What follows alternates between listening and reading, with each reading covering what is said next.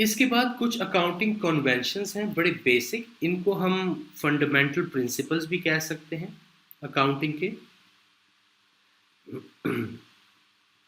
इनको हम अकाउंटिंग के फंडामेंटल प्रिंसिपल्स या कॉन्सेप्ट्स भी कह सकते हैं। फर्स्ट ऑफ ऑल बिजनेस क्या होता है? बिजनेस, जैसे हमने पहले डेफिनेशन में देखा, कि any legal activity carried out with the view of earning profits. मैंने आज कोई बिजनेस स्टार्ट किया ताकि मैं कोई लीगल एक्टिविटी कर सकूं और उसके रिटर्न में मैं उस पर प्रॉफिट कमाऊं, तो ये बिजनेस होगा। अब बिजनेस की जनरली 3 टाइप्स होती हैं। पहला है सोल ट्रेडर, दूसरा है पार्टनरशिप एंड तीसरा है कंपनीज। अब तीनों में क्या फ़र्क है? सोल ट्रेडर या सोल प्रोप्राइटर वो बिजनेस होता है जिसका एक बंदा मालिक होता है और उस बिजनेस की जितनी भी एसेट्स एंड लाइबिलिटीज होती हैं या उस बिजनेस में जो कुछ भी होता है उसका मालिक वो एक बंदा होता है। उस एक बंदे को हम कहते हैं सोल ट्रेडर। फिर पार्टनरशिप क्या होती है? पार्टनरशिप वो होती है जहां पर 2 या 2 से ज़्यादा सोल ट्रेडर मिल के काम करते हैं ताकि वो प्रॉफिट अर्न कर सके। तो पार्टनरशिप भी बहुत कॉमन फॉर्म है बिजनेस की। फिर होती है कंपनीज। कंपनीज क्या होती हैं? कंपनीज वो बिजनेसेस होते हैं जो बड़े बिजनेसेस होते हैं जिसमें कोई भी बंदा जो है शेयर्स ले सकता है। अब फ्रेंड्स एंड फैमिली भी ले सकते हैं शेयर्स, और जनरल पब्लिक जो होती है, आम आवाम जो होती है, वो भी उसमें शेयर्स बाय कर सकती है। तो कंपनीज की भी डिफरेंट टाइप्स होती हैं, बट यूजुअली ये बड़े बिजनेसेस होते हैं। अब सोल ट्रेडर, पार्टनरशिप और कंपनीज में जो मेजर फर्क आता है वो किस चीज़ का आता है? पहले हम एक और प्रिंसिपल देख लेते हैं यहाँ पे, जिसको कहते हैं separate entity concept. Separate entity concept ये है कि फॉर एग्जांपल मिस्टर ए है, उसने एक बिजनेस स्टार्ट किया ABC बार्बर शॉप के नाम से। सेपरेट एंटिटी कॉन्सेप्ट हमें ये कहता है कि मिस्टर ए जो है, he is completely separate from his business. अगर मिस्टर ए की कोई ज़ाती प्रॉपर्टी है, कोई पर्सनल घर है, उसका पर्सनल बैंक अकाउंट है, वो सिर्फ और सिर्फ मिस्टर ए को बिलोंग करते हैं और वो मिस्टर ए के पर्सनल एसेट्स होंगे। इसी तरह अगर कोई बिल्डिंग है जिसमें ये बार्बर शॉप ओपन है, या बार्बर शॉप में कोई फर्नीचर पड़ा हुआ है, कोई कंप्यूटर सिस्टम पड़ा हुआ है, ये सारे के सारे उस बिजनेस के एसेट्स हैं। तो इम्पॉर्टेंट बात यह है कि मिस्टर ए जो है, he is completely separate from his own business. हालांकि वो मालिक है बिजनेस का, बट स्टिल जो एसेट्स शॉप के हैं वो शॉप के एसेट्स हैं, उनको बिजनेस एसेट कहा जाएगा। जो मिस्टर ए के पर्सनल एसेट्स हैं उनको पर्सनल एसेट्स कहा जाएगा। इन दोनों को मिक्स नहीं कर सकते। तो अगर आप कल को एज अकाउंटेंट या बुक कीपर कहीं जॉब कर रहे हैं तो आप बिजनेस के अकाउंटेंट या बुक कीपर होंगे। आपकी जॉब ये होगी कि देखें कि बिजनेस ने कितनी सेल्स की हैं, कितनी परचेज की हैं और बिजनेस के कितने एसेट्स हैं। आपकी जॉब कभी भी ये नहीं होगी कि आप देखें कि मिस्टर ए के पर्सनल एसेट्स कितने हैं, मिस्टर ए के बैंक अकाउंट में कितनी मनी है। उसका आपके साथ कोई लेना देना नहीं होगा, because you are the accountant of a business, you are not the accountant of the owner. अब यहाँ पे क्या होता है कि जब सोल ट्रेडर और पार्टनरशिप की बात करते हैं तो इनमें होती है अनलिमिटेड लाइबिलिटी। अब अनलिमिटेड लाइबिलिटी का क्या मतलब है? अनलिमिटेड लाइबिलिटी का मतलब ये है कि अगर बिजनेस को कोई भी लॉस हो जाता है और वो इतना बड़ा लॉस है कि ऑनर ने जितना पैसा इन्वेस्ट किया है उससे भी बड़ा लॉस हो गया, अब वो लॉस जो है वो कैसे रिकवर होगा? क्योंकि बिजनेस के पास तो इतना पैसा नहीं है। तो अगर ये इस किस्म का लॉस हो जाता है जो कि कैपिटल से भी, जो कि ऑनर ने जो पैसा इन्वेस्ट किया उससे भी कहीं ज़्यादा बड़ा लॉस हो जाता है, तो ऑनर की रिस्पॉन्सिबिलिटी है कि अपना पर्सनल बैंक अकाउंट, अपने पर्सनल घर, अपनी पर्सनल गाड़ी को वो बेचेगा और वो बिजनेस के लॉस पूरे करेगा। क्योंकि सोल ट्रेडर एंड पार्टनर्स ये रिस्पॉन्सिबल है अपने बिजनेस के सारे लॉसेस के लिए। On the other hand companies में क्या होता है? कंपनीज में कंप्लीटली डिफरेंट फीचर होता है जिसको हम कहते हैं लिमिटेड लाइबिलिटी। इसका क्या मतलब है लिमिटेड लाइबिलिटी का?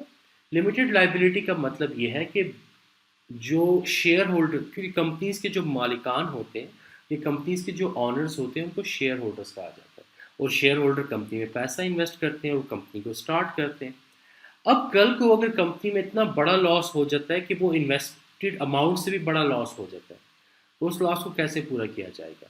कंपनीज का फ़ायदा ये होता है कि इनका लिमिटेड लाइबिलिटी का स्टेटस होता है। अगर कल को इतना बड़ा लॉस हो जाता है कि ऑनर की इन्वेस्टमेंट से भी बड़ा लॉस हो जाता है, तो ऑनर की बिजनेस में जितनी इन्वेस्टमेंट होगी वो चली जाएगी। वो लॉस को, वो उस पैसे को यूज़ करेंगे ताकि लॉस को कवर अप कर सके। लेकिन कोई भी बंदा ये नहीं कहेगा कि अगर ये लॉस पूरा नहीं हुआ, इवन ऑनर ने जो पैसा इन्वेस्ट किया वो लगाने के बाद भी वो लॉस पूरा नहीं हो रहा, तो इसका मतलब ये नहीं है कि हम ऑनर से कहेंगे कि अपने पर्सनल एसेट्स, जैसे कि उसकी पर्सनल कार या पर्सनल अपार्टमेंट या पर्सनल हाउस, उसको आप सेल करें और हमें लॉस फुलफिल करें। नहीं, कंपनीज में ये होता है कि लिमिटेड लाइबिलिटी होती है, जितना भी बड़ा लॉस हो जाए, ऑनर ने जितना पैसा इन्वेस्ट किया होगा वो चला जाएगा। उसके बाद अगर कोई अमाउंट है तो वो ऑनर की रिस्पॉन्सिबिलिटी नहीं है कि उसको अपने पर्सनल एसेट से फुलफिल करें। तो ये होता है लिमिटेड लाइबिलिटी।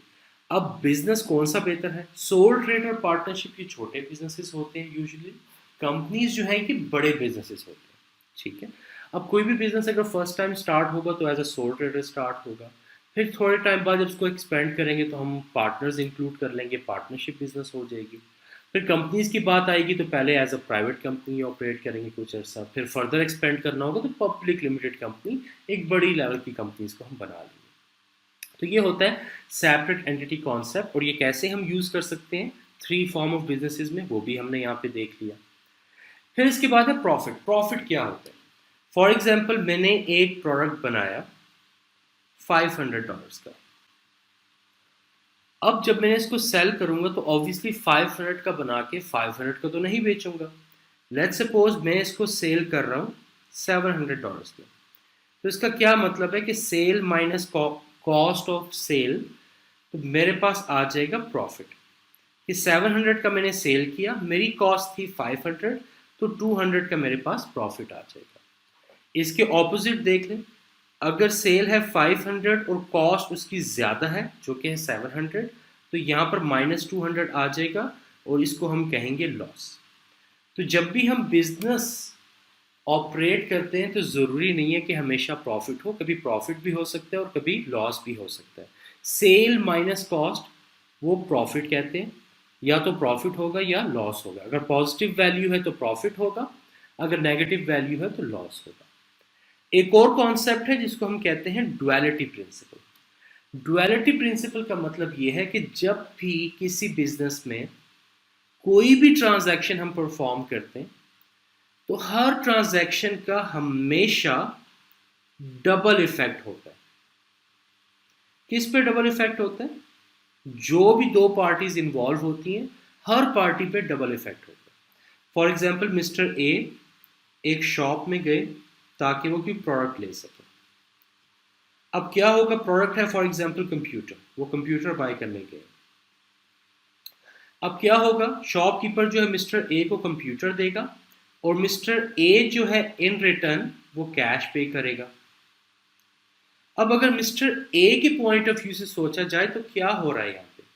मिस्टर ए की पॉकेट में जो कैश है वो डिक्रीज हो जाएगा क्योंकि अपनी पॉकेट से निकाल के उसने शॉपकीपर को दे दिया, और जो कंप्यूटर है उसके पास वो इंक्रीज हो जाएगा। पहले उसके पास 2 कंप्यूटर थे, अब एक और कंप्यूटर ले लिया तो 3 कंप्यूटर हो गए।